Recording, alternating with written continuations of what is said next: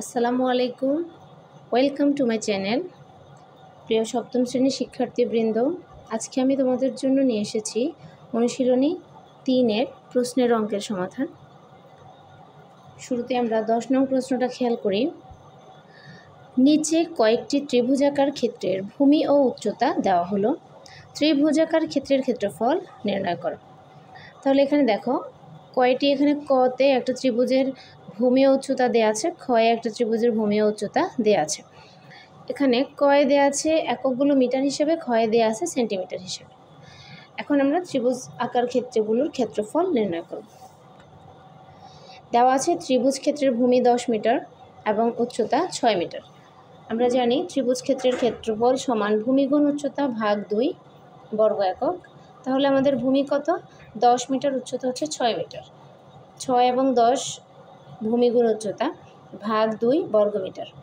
যেহেতু আমাদের এককগুলো মিটারে আছে, তাহলে ক্ষেত্রফলের একক হবে বর্গ মিটার। এবার 6 × 10 = 60 ভাগ 2, 2 দিয়ে 60কে ভাগ করলে কত? 30। তাহলে ত্রিভুজ ক্ষেত্রের ক্ষেত্রফল 30 বর্গ মিটার।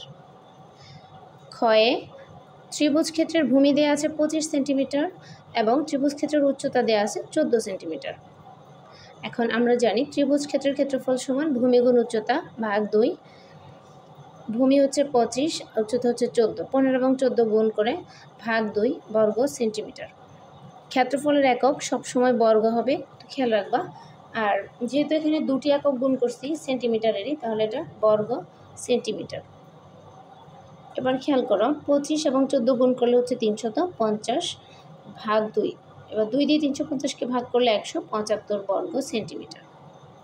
এটা হচ্ছে আমাদের এই দুটি ত্রিভুজের ক্ষেত্রফল নির্ণয়। এখন আমরা খেয়াল করব 11 নং প্রশ্নটা। 11 নং প্রশ্নটা আমরা খেয়াল করি।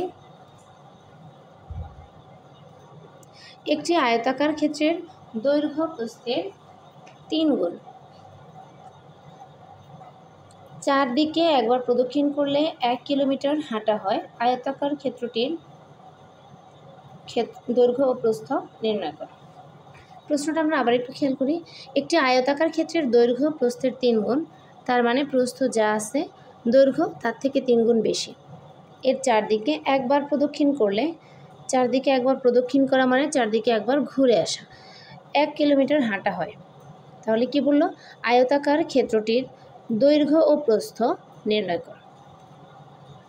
চলো আমরা আয়তাকার ক্ষেত্রটির দৈর্ঘ্য ও প্রস্থ নির্ণয় করি। আয়তক্ষেত্রে ধরি আমরা কি আয়তক্ষেত্রের প্রস্থ ক। যেহেতু আয়তক্ষেত্রের প্রস্থ যা দৈর্ঘ্য তার থেকে 3 গুণ বেশি, তাহলে আমরা ধরলাম আয়তক্ষেত্রের প্রস্থ ক, তাহলে দৈর্ঘ্য হবে 3 ক।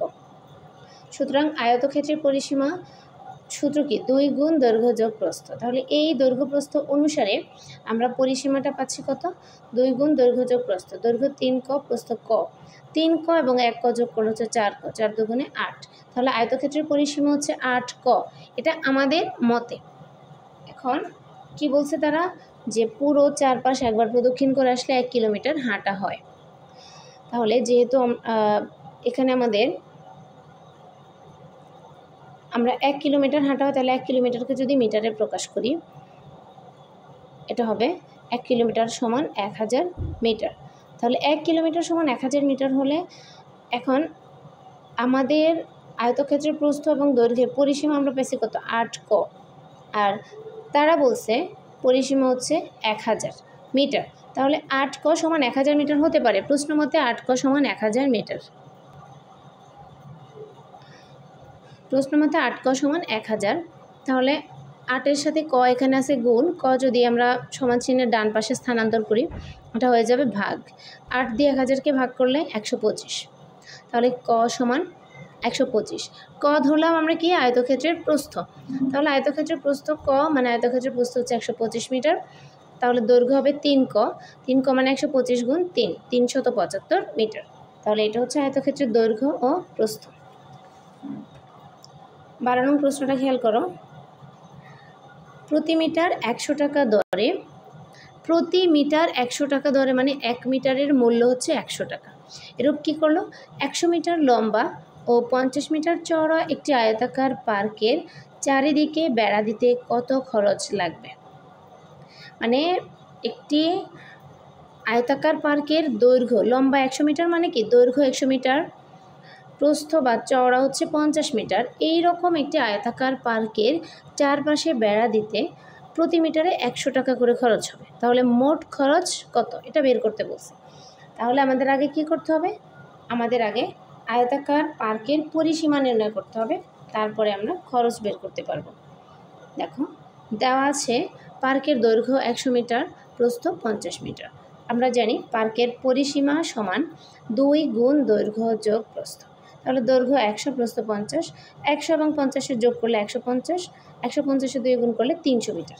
এখন খেয়াল করো প্রশ্ন কি যে 1 মিটার বেড়া দিতে খরচ হয় 100 টাকা, তাহলে 300 মিটার বেড়া দিতে খরচ অবশ্যই বেশি হবে, তাহলে সেটা কি হবে? গুণ হবে। খেয়াল করো 1 মিটারে বেড়া দিতে খরচ হয় 100 টাকা, সুতরাং 300 মিটারে বেড়া দিতে খরচ বেশি হবে। 300 গুণ 100 কত হচ্ছে? দেখো 3 1 গুণে 3, সাথে 4টা শূন্য, 30,000 টাকা। তাহলে পার্কের চারদিকে বেড়া দিতে 30,000 টাকা খরচ লাগবে।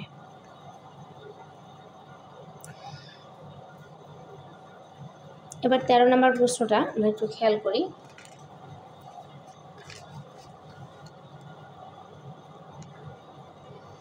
একটি সামান্তরিক ক্ষেত্রের ভূমি 40 মিটার ও উচ্চতা 50 মিটার, এর ক্ষেত্রফল নির্ণয় করা। একদম সহজ, এগুলো আমাদের 5-6 অঙ্ক। সামান্তরিক ক্ষেত্রের ভূমি ও উচ্চতা দেওয়া আছে, ক্ষেত্রফল নির্ণয় করো। খেয়াল করো দেওয়া আছে সামান্তরিকের ভূমি 40 মিটার, উচ্চতা 50 মিটার। আমরা জানি সামান্তরিকের ক্ষেত্রফল ভূমি গুণ উচ্চতা বর্গ একক।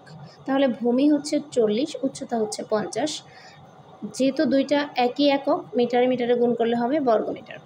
দেখো 4 5 20, সাথে 2টি শূন্য। শূন্যের গুণ কিন্তু খুবই ইজি, আমাদের গুণ করার কোনো প্রয়োজন নেই, পূর্ণ সংখ্যা গুণ করে বাকি শূন্যগুলো বসিয়ে দিলে হবে। তাহলে সামান্তরিকের ক্ষেত্রফল 2000 বর্গ মিটার। এবার 14 নম্বর প্রশ্নটা খেয়াল করো। একটি ঘনকের এক ধারের দৈর্ঘ্য 4 মিটার, ঘনকটির তলগুলোর ক্ষেত্রফল নির্ণয় করো। আমরা ঘনক বলতে কি বুঝি প্রিয় শিক্ষার্থীবৃন্দ? ঘনক বলতে আমরা বুঝি যে মানে বর্গাকার কোনো বস্তুর 6টি তল একই সমান। মোট কথা হচ্ছে যে বস্তুর দৈর্ঘ্য, প্রস্থ এবং উচ্চতা সমান তাকে ঘনক বলে। যার দৈর্ঘ্য তুমি যা পাবা, প্রস্থও তা পাবা, উচ্চতাও তা পাবা। ঘনকের তল থাকে 6টি। ঘনক একটা হচ্ছে বর্গাকৃতি, যেটাকে বলা হয় ঘনক, এবং আয়তক্ষেত্রের যেটা 6 তল বিশিষ্ট সেটাকে বলা হয় আয়তাকার ঘন বস্তু। এই দুইটা অবশ্যই খেয়াল রাখবা। এখন আমাদের এটা ঘনকের কথা বলছে, যার দৈর্ঘ্য, প্রস্থ, উচ্চতা সমান। একটি ঘনকের এক ধারের দৈর্ঘ্য 4 মিটার, ঘনকটির তলগুলোর ক্ষেত্রফল নির্ণয় করো।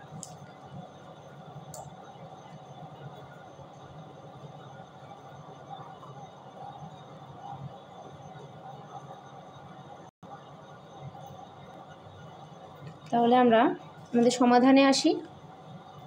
খেয়াল করো দেওয়া আছে ঘনকের এক ধারের দৈর্ঘ্য 4 মিটার, এক ধারের দৈর্ঘ্য 4 মিটার। ধরি ঘনকের ধার এ, মানে ঘনকের ধারকে আমরা ধরলাম এ, তাহলে এ সমান কত? 4 মিটার। এখন আমাদের সূত্র অনুসারে ঘনকের সমগ্র তলের ক্ষেত্রফলের সূত্র কিন্তু 6a²। এই জন্যই আমরা ধারকে এ ধরছি, তাহলে সূত্র বুঝতে সুবিধা হবে। তাহলে ঘনকের সমগ্র তলের ক্ষেত্রফল এখানে আমরা যদি লিখি ঘনকের ধার এ সমান 4, এটা আরেকটু সুন্দর হয়। তাহলে ঘনকের সমগ্র তলের ক্ষেত্রফল হচ্ছে কত? 6a², যা হচ্ছে এখন 6, যেহেতু সূত্র লিখছি ইংলিশে লিখছি, এখন আমরা মান বসাবো বাংলায়, তাই সবগুলো বাংলাই হবে।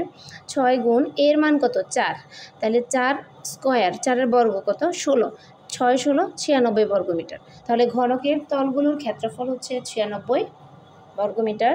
প্রিয় শিক্ষার্থীবৃন্দ, এই ছিল আমাদের আজকের সমাধান। ইনশাআল্লাহ বাকি সমাধান নিয়ে আবার দেখা হবে। আল্লাহ হাফিজ।